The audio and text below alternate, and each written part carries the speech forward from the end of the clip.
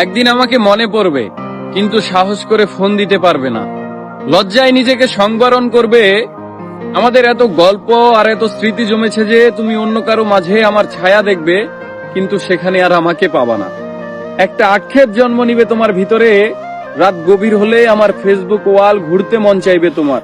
হয়তো সব বাধা ভেঙে মনের সাথে যুদ্ধ করে হলেও আমার প্রতিটি পোস্ট দেখবে, হাসবে, রাগ করবে, কিন্তু আমাকে সেই অনুভূতি বলতে পারবে না। এর চেয়ে আর বড় কষ্টের কি হতে পারে বলো? কোনো এক ভোরে কিংবা গভীর রাতে ঘুম ভেঙে ফোন চেক করে দেখবে আমার কোনো টেক্সট আছে কিনা। আমাকে না পেয়ে তোমার যেই দীর্ঘশ্বাস জন্মাবে তা তোমার প্রাপ্য ছিল। আমি তো কোনো অন্যায় করিনি।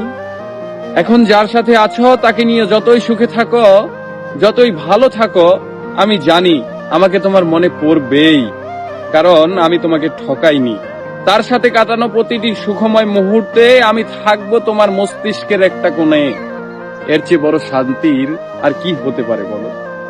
আমাকে কষ্ট দেওয়ার প্রতিটি পাপ তোমাকে ঘিরে ধরবে। একদিন তুমি অসুখী হবে, একদিন তোমারও আমার জন্য কাঁদতে মন চাইবে, কিন্তু চোখের পানি আর আসবে না। এক শীতে সমুদ্রে স্নান করতে যাবে, সাথে প্রিয় মানুষটা থাকবে, অথচ সেখানে আমার থাকার কথা ছিল।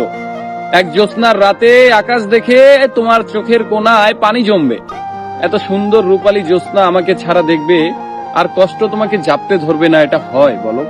একদিন আমাকে দেখার জন্য আকুল হবে, রাস্তায় খুঁজবে, পাবে না। সেদিন আঘাত লাগবে, সেদিন বুঝবে কি অন্যায় করেছো। একদিন বুঝবে ভালো একটা সম্পর্ক শেষ করে কেউ ভালো থাকে না। একদিন বুঝবে কথা দিয়ে কথা না রাখাটাও একটা অন্যায়। সেদিন চাইলেও আর নিজেকে ভালো রাখতে পারবে না।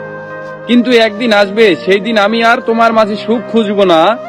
আমি না চাইতেও তোমার দেওয়া প্রতিটি অবহেলা একদিন আমার জীবনে অন্য কারো মাধ্যমে সুখ হয়ে ফেরত আসবে, কিন্তু আমি আর তোমাকে মনেও করব না।